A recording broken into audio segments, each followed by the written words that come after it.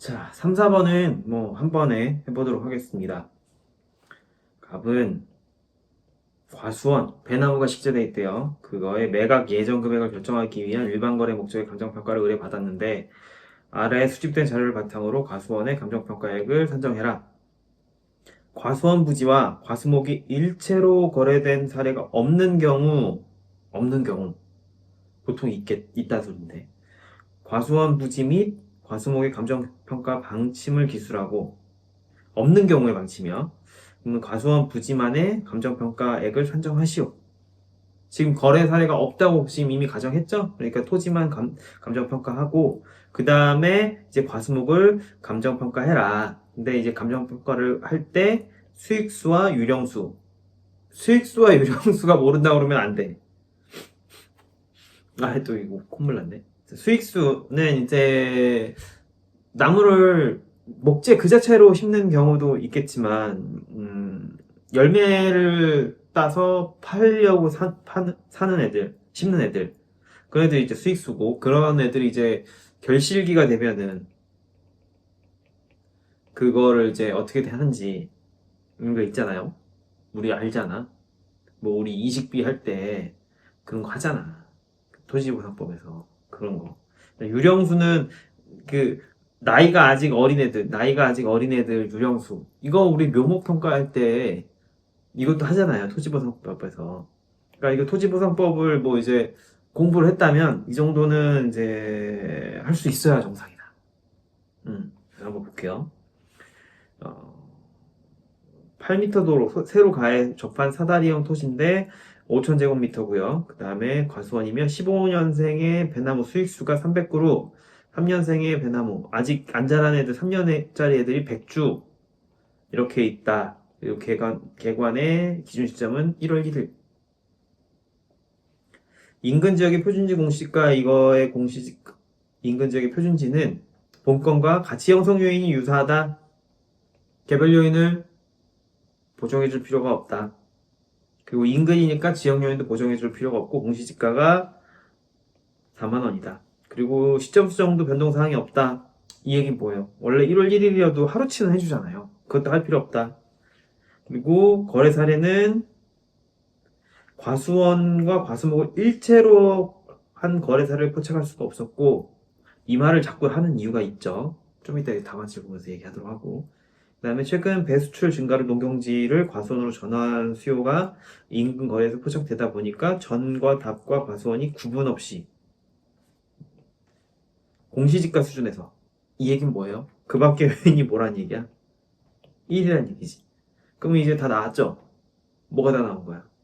표준지 공시지가 나왔고 시점 수정치 나왔고 지역 요인 개별 요인 나왔고 그다음에 그 밖에 요인도 나왔어. 그럼 이제 토지 가격이 나오는 거지. 그런 다음에 이제 5천 곱하면은 나오는 거. 그 다음에 수익 자료.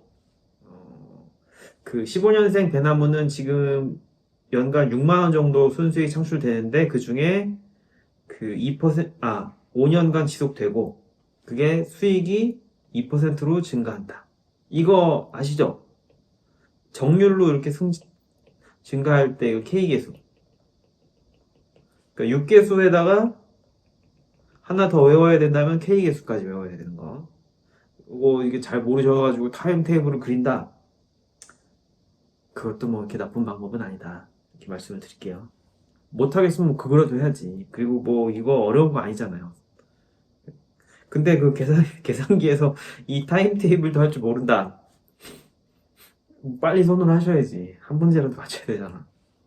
그러니까 이렇게 하시면 되고, 그 다음에 할인율은 10%를 반영한다. 위험률의 특성을 반영한다. 위험률이 높으면은 높잖아요.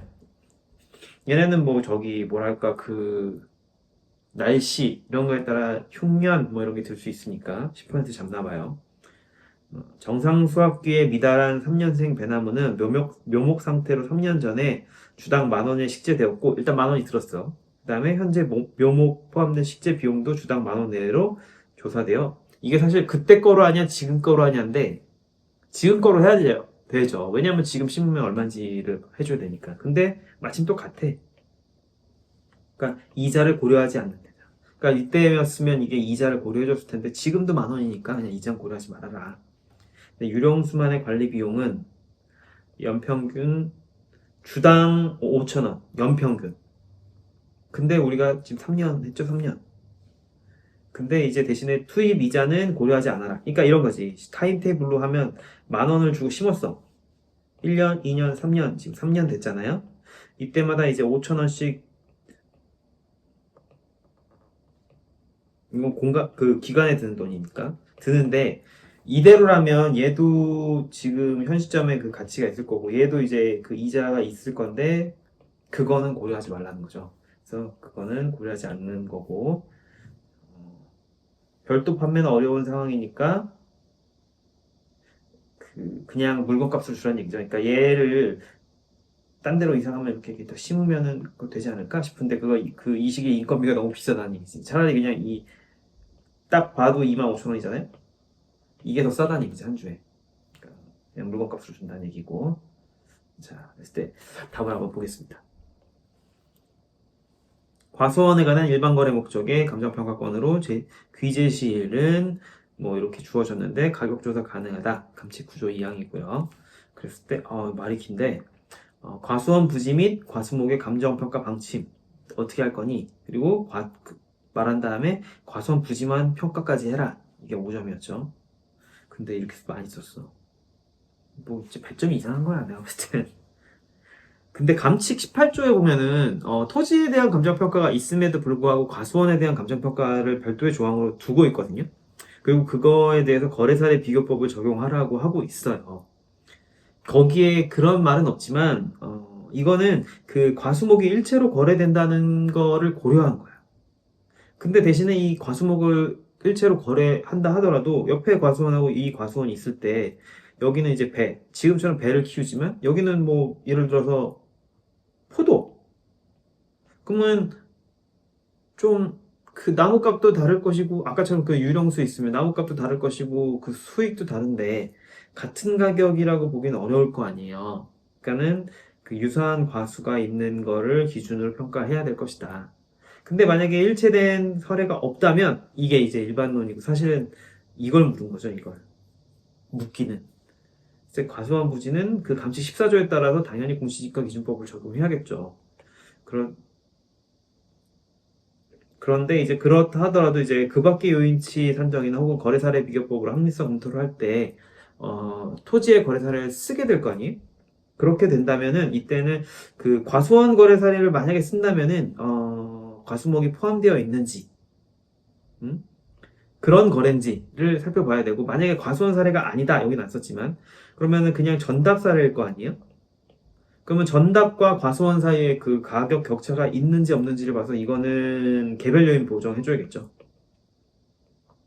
근데 앞에 문제에서는 그 없다고 했고, 그다음에 이제 과수목 평가로 넘어가면 그 과수목 평가 같은 경우에는 그 향후 수익수, 그냥 수익 환원법을 할 수도 있고, 그다음에 거래 사례는 거래 사례 비교법 직접 할 수도 있을 것이고, 그다음에 유령수는 투입한 원가 이렇게 할 수 있다. 사실 이렇게 풀겠다는 얘기죠. 그렇게 해서 과수원 부지를 평가하면은 그 공시지가 있고 시점이 지가 변동률 변동사항 없다 그랬죠. 그다음에 지역 요인은 인근 지역이니까 대등하고 개별 요인은 가치 형성 요인이 유사하다고 했고 그다음에 그 밖의 요인은 공시지가 수준에서 거래된다고 했으니까 난 4만 원 그대로 낼게. 그냥 4만 원 해도 되는데요. 너가 준 말을 내가 다 이해했고 어?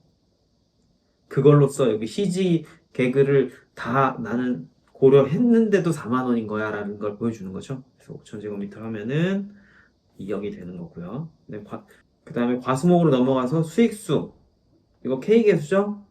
이 정도는 알고 계셔야 돼요. 이거 못하겠으면 이제 바로 그냥 빨리 이거 뭐 해야 돼? 이거 1기, 2기, 3기, 4기, 5기에서 6만 원부터 해서 2%씩 증가하고 현가 이렇게 해가지고 쭉 해가지고 이렇게 구하는 거. 안 되면 이거라도 빨리 해야죠. 그러니까 요거 하셔야 되고. 그다음에 유령수는 한 그루에 이제 처음에 심을 때 10,000원 묘목값. 그다음에 매년 5,000원씩 3번 3년간. 그랬을 때 25,000원인데 100그루 이렇게 되고. 이걸 다 두 개를 더하면은 이렇게 된다. 물음 4번 가볼게요. 갑은 동일한 소유의 두 개 필지에 대해서 일반 거래 목적의 감정평가를 받았는데, 감정평가 의뢰를 받았는데, 여기가 환지 방식으로 사업을 하고 있다라는 거죠. 사업 지구 내에 있다는 거지. 이럴 때 그러면은, 사정 면적을 확정하라는 거죠. 5점, 5점. 이거